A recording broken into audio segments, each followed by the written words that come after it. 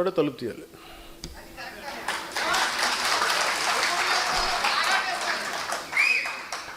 So జనసేనకి నేను చాలాసార్లు చెప్తాను, నాకు ఎంత కష్టం ఉంటుందంటే నిజంగా ఒకసారి నేను మొన్న తమిళ్ పాలిటిక్స్ చూస్తున్నాను ఈ మధ్యన. వాళ్ళు ఎంత సుఖంగా చేశారా పాలిటిక్స్, ఎంత సుఖంగా చేశారు, నాకు అసూయ కలిగి ఎంత సుఖంగా చేశారు. నేను 10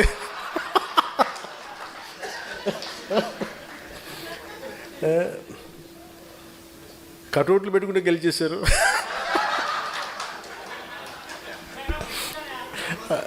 అలాగే కటౌట్లు హలోగ్రామ్స్ పెట్టుకుంటే బాగుంది, అలాగే చక్కగా సీఎంలు అయిపోయారు. నన్ను 15 సంవత్సరాలు రోడ్డు మీద దేకిచ్చినా కానీ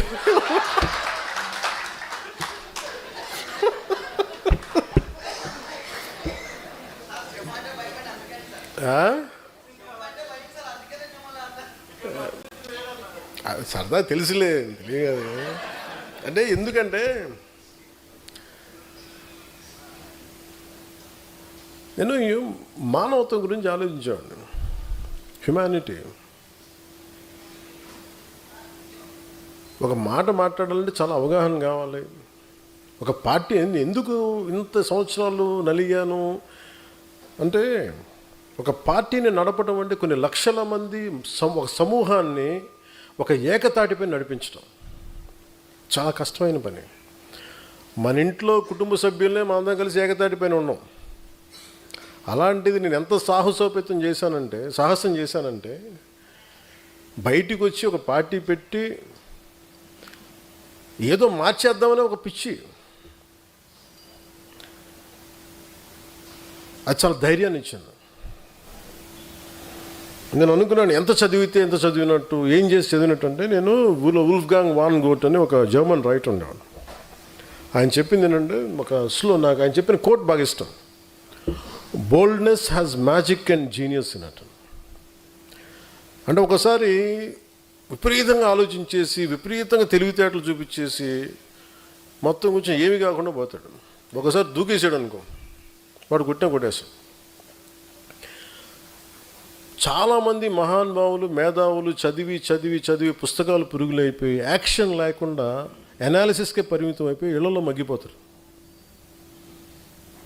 సో నేను ఎంత నేర్చుకునే పెట్టుకొని నేను ఏదో ఒక టైంలో దూకేద్దాం పాలిటిక్స్ని దూకేసాను. పాలిటిక్స్కి నేను ఎప్పుడు వచ్చాను పాలిటిక్స్కి? One was in early 30s. నాకు ఇప్పుడు అర్థమవుతుంది. నేను అసలు అవగాహన లేకుండా ఏది కూర్చోబెట్టంటే అప్పటికే నేను చాలా ఏమంటుందని జీవితాన్ని చూసేసాను అనుకున్నాను. ఇప్పుడు అనుకుంటాను జీవితాన్ని చూసి పార్టీ పెట్టాను అనుకుంటాను. ఆ టైంలో 2007లో సిపిఎఫ్ పెట్టినప్పుడు same political commitment, same political ideology. అంటే ఈ దేశంలో సగటు మనిషి బలంగా ఉండాలి. ఈ దేశంలో సగటు మనిషి కష్టం వస్తే వాడు చెప్పుకోగలగాలి. ఒక ఎమ్మెల్యే ఉన్నా, ఎంపీ తెలిసినా, నాకు ఒక వార్డు మెంబర్ తెలిసినా తెలియకపోయినా సగటు మనిషి వ్యవస్థలకు నిలబడాలి, వ్యవస్థలు అతను న్యాయం చేయాలి. ఇలాంటి ఈరోజు చాలా ఏమైపోయింటే సహజంగా మనకు రావాల్సిన హక్కులు ఇచ్చేవాళ్ళు ఎవరు లేరు. మనకి తెచ్చుకోవాలి, ఇవన్నీ సాధించుకోవాలి. ఇలాంటి 100 సమస్యలు ఇవన్నీ కూర్చోబెట్టి నన్ను ఆలోచించి ప్రేరణ కలిగించి ఇక్కడ దాకా తీసుకొచ్చింది. నువ్వు ముఖ్యమంత్రి అవ్వలేదు చావు కొట్టేశారు ఈ మధ్యన. అసలు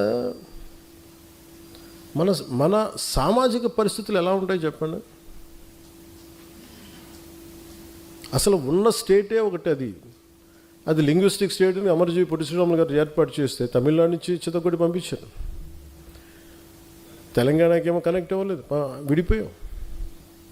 పోనీ తమిళనాడుతో కుదరలేదు, తెలంగాణతో కుదరలేదు, కనీసం ఆంధ్ర వాళ్ళతో కుదురుద్దంటే 3 క్యాపిటల్స్ ఉంటారు ఒకళ్ళు. పోనీ అది అయిపోయింది అనుకుంటే అంటే ఏకాభిప్రాయం లేదు ఇక్కడ. మరి ఇలాంటి పరిస్థితుల్లో నేను నా గురించి ఆలోచించుకుని నాకు అసలు నిజంగా నాకు సూపర్ స్టార్టమ్ నాకు ఈ రోజుకి నేను కూర్చోబెట్టి సినిమాలకు వెళ్ళిపోతే మళ్ళీ నాకు ఓజీలా కష్టపడితే ఓజీ లాంటి సినిమాలు చేసుకోగలను. బట్ నాకు ఇష్టం సినిమాల కంటే కూడా జనం తాలూకు కష్టాలు. బాధలు, ఏడుపులు. గ్లోబల్ రికగ్నిషన్లు, గ్లోబల్ అవార్డులు ఎన్ని కొట్టినా కానీ ఒక ఊరు పేరు లేని ఒక గ్రామానికి, 70 సంవత్సరాల కరెంట్ లేని గ్రామానికి అధికారం వచ్చి కష్టపడి అది రోడ్డు వేస్తే అది ఒక ఆస్కార్ కొట్టినంత ఆనందం ఉంటుంది. డోలీల మోతకి గర్భిణీ స్త్రీలు నలిగిపోయి అలాంటి దాని వాళ్ళకి రోడ్లు వేస్తే అది గ్లోబల్ రికగ్నిషన్ వచ్చినంత ఉండదు. నేను ఇవి ఆశించాను. నేను చాలాసార్లు అడుగుతాను, ఎందుకు నేను అంత కుదించుకోవాల్సి వచ్చింది, పరిమితం చేసుకోవాల్సి వచ్చింది అంటే, నేను 2019లో 2014 నాకు అనుభవం లేదు. అంతకుముందే 2009లో ఒక బెటర్ ఎక్స్పీరియన్స్ ఉంది. This time I want to learn how to handle a party. I want to learn how to run a party. ఒక డాక్టర్ చదివి, ఎండి చదివి ఒక స్పెషలిస్ట్ అవ్వాలంటే 7 సంవత్సరాలు 8 సంవత్సరాలు చదవాలి. అలాంటిది ఒక పాలిటీషియన్ ఏమవ్వకుండానే కూర్చోబెట్టి పార్టీ పెట్టి అయిపోద్ది ఎలా అని నాకు నేను నేర్చుకున్నాను. పాలిటిక్స్ నడపటం, వ్యవస్థ నడపటం, మనుషులు మాట్లాడటం, తిట్టించుకోవటం, ఎదురుదాడి ఎదురుకు కౌంటర్స్ ఇవ్వటం. నువ్వు వస్తే ఎంత చండాలంగా ఉంటుందంటే, నీ ఇంట్లో ఆడబిడ్డలను కూడా మేము ఇంత నీచంగా మాట్లాడతాం. మన సంస్కారం వాళ్ళ మనుషులు ఎవరిని అనడానికి ఒప్పుకోదు. ఇవన్నీ తట్టుకొని ఇప్పుడు నన్ను తిడుతుంటే నా మైండ్ ఎట్లా అయిపోయిందంటే రాటు తెలిపోయింది. నాకు లోపల స్పందన పోయింది నాకు. అంటే ఎంత కన్వీనియంట్గా ఉంటాయి పాలిటిక్స్ అంటే. మన ఈ మధ్యన ఒక విశ్లేషకులు ఒక ఆయన, నేను అమిత్ షా గారు మాట్లాడుకుంటామంటే ఆయన పక్కనే ఉండి విన్నట్టుగా మాట్లాడారు. అంటే నాకు ఆయన అంటే చాలా గౌరవం, ఎందుకంటే ఆయన ఇంట్లో పెళ్ళికి కూడా వెళ్ళాను నేను. ఓకే, ఎవరి అభిప్రాయాలు ఉండొచ్చు. నిజంగానే పాలసీ పరంగా మాట్లాడటం, విశ్లేషణ వేరు. హియర్సే అనేది విశ్లేషకులు మాట్లాడకూడదు ఎప్పుడు. పలానోళ్ళు చెప్పారు నాకు, అథారిటీ వాళ్ళు ఎవరు చెప్పలేరు. ఈ సభాముఖంగా నేను మీకు ఒకటి చెప్పదలుచుకున్నా, మనకి ఎక్కడ ఉంది పార్టీ నడపడానికి శక్తి?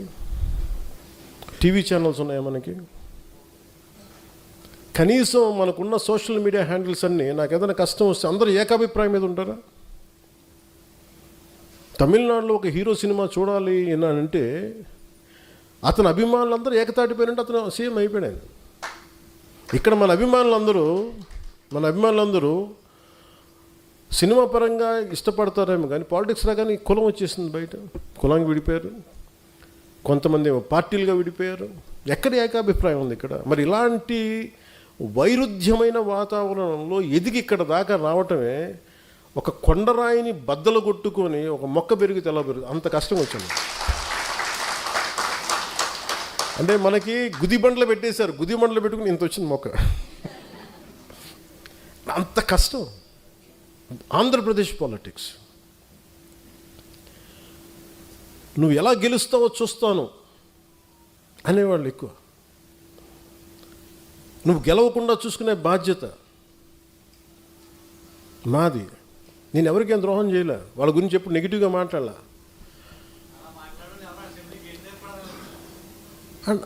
అండ్ నాకు ఆశ్చర్యంగా ఉంటుంది, నేను వాళ్ళకి ఏదైనా ద్రోహం చేసి ఒక మాట అని ఉంటే అనుకోవచ్చు. ఉత్తిపుణ్యానికి నా మీద మనిషి నాకు ఏదో కులంలో పుట్టి తీరాలి కదా, అబ్బా చాయిస్ ఎక్కడ ఉంటుంది? అలాంటిది కూర్చో